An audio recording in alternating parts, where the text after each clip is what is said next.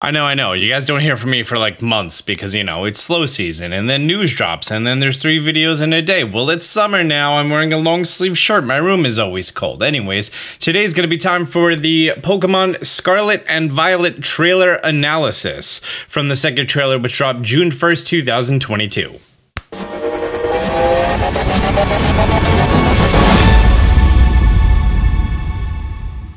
Alright, so this trailer, there's not too much to talk about that we haven't seen already. It seems like they're not really showing us too much ahead of time. This entire video is going to be slowed down. In addition, I am going to be pulling from the UK version because there's just slightly more going on from what I could tell between the 2 different versions of the trailer. From the start, we see the player character starting off in the room. There's an OLED switch there. That's pretty neat. We're leaving our nice little chateau of a house. I don't know if that's a chateau. We see the main character running on the main pathway. Now, this is something I want to talk about, is that you're currently watching a YouTube video, which is a compressed version of the video that I'm recording, which is a compressed video of the video that I downloaded, which is a compressed video of the video that was uploaded, which is a compressed version of the footage that they recorded. So you're watching this through 5 degrees of separation. There's artifacts, there's a whole bunch of stuff going on that's making this video look mediocre, okay?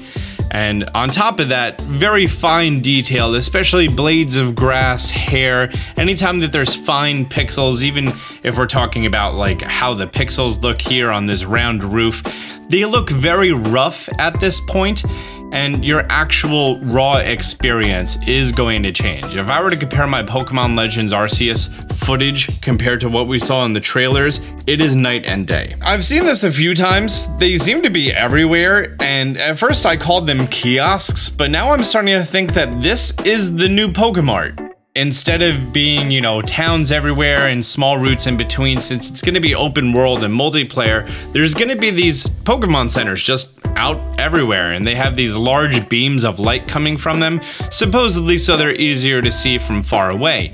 So we could assume that this is where you're going to be able to go, heal your Pokemon, buy items, maybe also initiate a multiplayer session. We don't know if that's going to be from just, you know, the plus menu, or if that's going to be initiated here. In addition, we have no idea how the boxing system is going to be working, if it's going to work like PLA or BDSP or Sword and Shield. However, we can see on here, there's a Wingull. Wingull's hanging out. Here we see the crest of grapes and the crest of oranges, the same crests that were teased to us in the cinematic trailer. It's unknown at this time if both appear in the same game, or if, say for example, you're only playing Scarlet, both of these pillars are going to be having the crest of the orange, and if you're playing Violet, both of them will be having the grapes, because obviously these are taken from the same exact place from 2 different angles. One's the left pillar, one's the right one. I'm sure if it was the same game, they would show us both pillars in the same one shot, not 2 completely separate angles like this. They made it so, you know, they're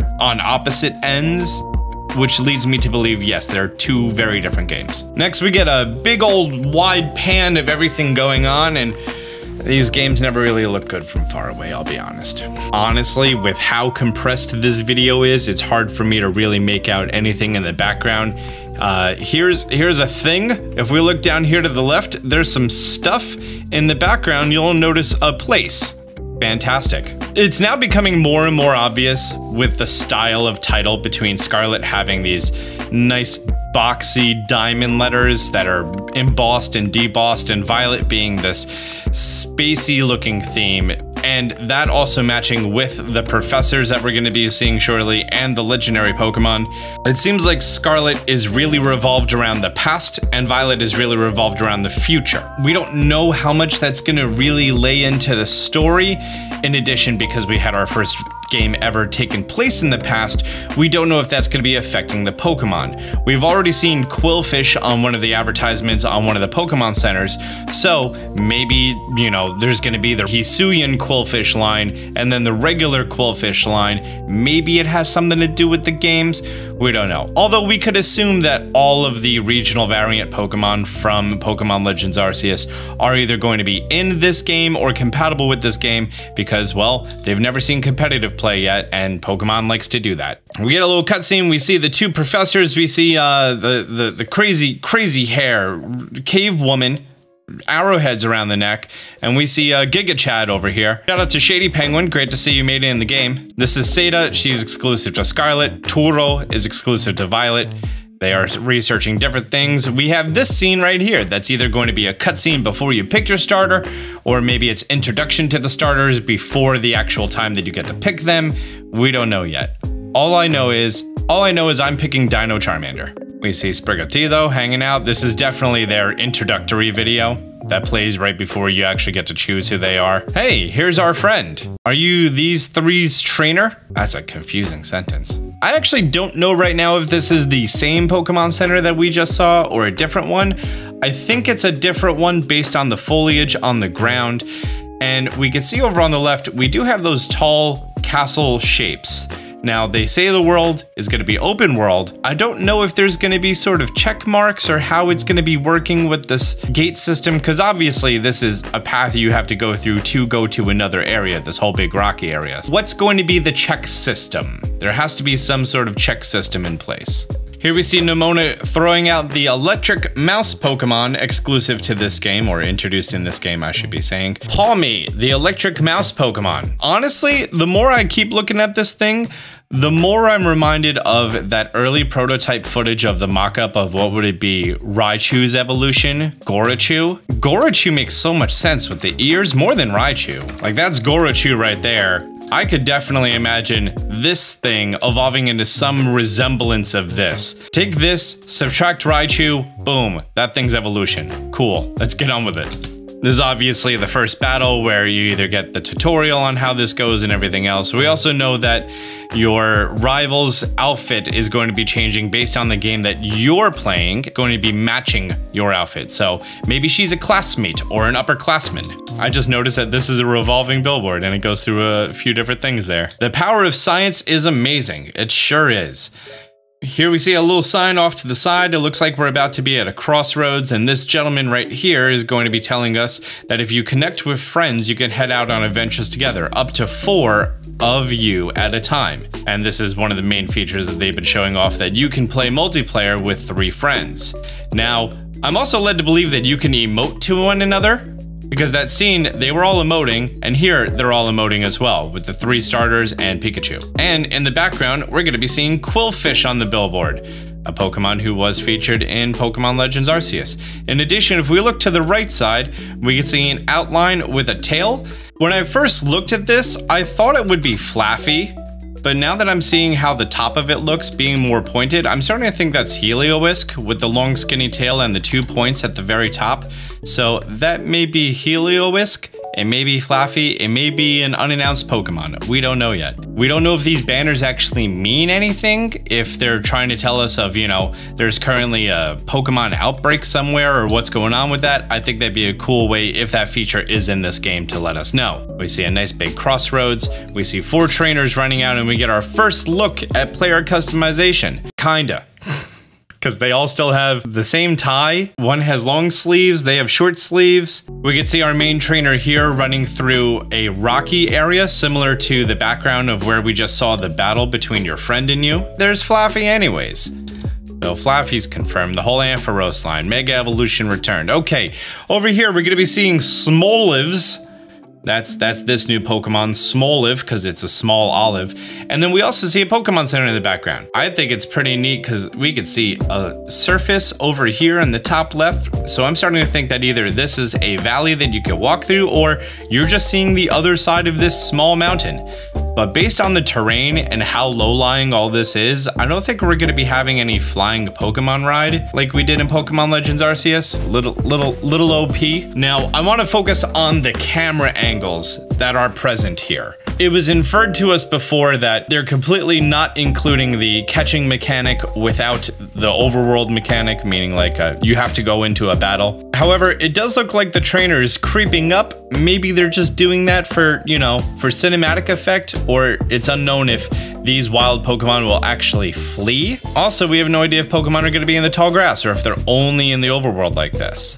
The fact that they're in the overworld makes me happy, but it does look like the trainer is going, and then once touching the Pokemon, that's going to initiate the battle, the same sort of cry scene that we normally see. Trainer throws out a Pokeball to catch the Pokemon, Obviously, from a battle screen, we see the shakes and it catches. I just don't know if we're going to be transitioning from overworld to battle scene. Know what I mean? Like if we could throw out a Pokemon and engage in battle the same way we did in Pokemon Legends Arceus, and then we do the battling and the catching, so cool with that. But if we go into that separate catching environment, not a fan of that. And from what it looks like already, it's not going to be that, so I'm excited for that. Here we get our first look at Lechonk, the gluttonous normal pig who's actually a whole bunch of muscle and is absolutely adorable and breaking the internet. And our first look at the UI. You guys know much how I love looking at UIs. Okay, first of all, check status is back. Thank the almighty and powerful flying spaghetti monster. Thank Arceus, God, and every single other person responsible for bringing this back. Doing those battles in BDSP without being able to hit the plus button to see what the current status effects and weather and everything were was so rough. But now knowing that that's back and it's with Y. It being with Y is weird. That makes me think that we're not going to be having the quick button shortcuts like we did before, like A to battle, B to run, Y to Pokemon, X to bag from Pokemon Legends Arceus, which I really did enjoy that. Instead, we have to do the scroll down. I don't know why they got rid of that. Plus worked just fine for check status. No one's checking it that often. We see the health bars being pretty much exactly rectangles, slightly rounded corners. We see the large elliptical rectangles for the level, and then we're going to be seeing the gender icons. I don't know if this is a rendering issue or a coloring issue, but it looks like neither of them are centered. For some reason, the male icon is too much to the right and the female icon is too much to the right. I do love the new font. Very clean, very modern, very upright and, you know, professional looking. Very neutral considering one game is going to be past and one's present. I love the UI down here. You have this little bright yellow bar present at the bottom and just the little gradient overlay at the top. Big fan of that. So this is weird. The trainer is doing this sweeping head thing that they did in Sun and Moon, but when making direct contact with the trainer, they did not initiate battle. Instead, it's only once the trainer went up to them completely, we don't know if they hit A or not. Oh, look! Those are flabébés! I thought those were just flowers before. Huh, they look like flabébés. In my last video, I literally said, yeah, that's the flower Pokemon, the flower. But no, now that I'm seeing them move, and now I'm seeing multiple of the face, yeah, those are flabébés. That's neat. Oh, dude was wearing an ox shirt. That makes sense, because, you know, Spain, running of the bulls. A bull shirt, that'd be it. Choodle's back. We got a snowy mountain, we got a cave, we got a snowy mountain Pokemon Center where we see some NPCs standing in there lifelessly. We see what looks like to be the trade animation, which is going right from your hands instead of it existing in this ethereal place. Also, the fact that we're seeing Bagon being traded for Larvitar makes me think that those pseudo-legendaries are version exclusive. We see a whole bunch of Venonats hanging out, some Colossals. We see two Marinis and a Shelder hanging out on the beach. Cryogonal? I don't know, it's the thing that can learn Attract, but it's genderless. Lurantis, we're seeing a healthy amount of Sun and Moon representation, I've noticed. We're going to be seeing this nice big battle area. We keep seeing this logo here that I think is going to be the origin mark of this game. We see what I assume is a cutscene of some large creature burrowing, or they really stepped up their overworld Pokemon animations. No idea. We're also seeing a shot over here of a lamppost and a tall abandoned tower. Pretty spooky. Maybe that's where a gym leader is. Trainer running with a Pikachu running on his own, goes to the ocean, and trailer is done. From there, we just get the cinematic produced trailer of the two legendary Pokemon. Now, seeing these two Pokemon is so jarring because they're so different from what we normally see Pokemon as. They're obviously based off of the same Pokemon, like the same bipedal sort of salamander. This one has apparently no feet, or these are the feet in recessed mode, and it has these jets that make it levitate. This guy, standing on his feet, they both have the round thing in the chest, and they both have some stuff coming off of the head. I guess his antenna are antenna and his are lightning bolts. So this is a cyborg version of this, which mirrors the concept that this game is going to be going off of the past, and this one is based off of the future. I think when I saw this, I was like, what's going on? Are we getting Ultra Beasts back? Yeah, I'm feeling a little polarized about these. Little polarized. Oh, I just noticed its eyes are even LEDs. Individually illuminated LEDs. That is neat. And oh golly, that's the Eye of Sauron over there. That's Koraidon and Miraidon. And supposedly Mirai or Mariah, whatever it is, translates to future. So there you go. That's the future Don, and I'm assuming Koraya means past. It's the past Don. Donatello. Teenage Mutant Ninja Turtles confirmed. And they don the covers in a very animated style. See over here, the eyes don't look like they're LEDs. Friday, November 18th. That's pretty much everything that I found in this trailer. Not really too much revealing. We do get the full crest of the logo that includes that the actual Mon on the top is going to be changed between the two, which is a little neat. Nice little subtle detail, and that's pretty much it. Sometimes in these videos, we get a whole bunch of ideas on what we think is gonna happen. This one, not so much. Not so much to be honest with you, but yeah, there we go. Guys, if you're getting excited for Pokemon Scarlet Violet or just happy to be out of Gen 4 by now and stop seeing Starly everywhere, I know I am, then hit the thumbs up button down below. If you're new to the channel, be sure to subscribe, turn on notifications. Until next time, Austin John out.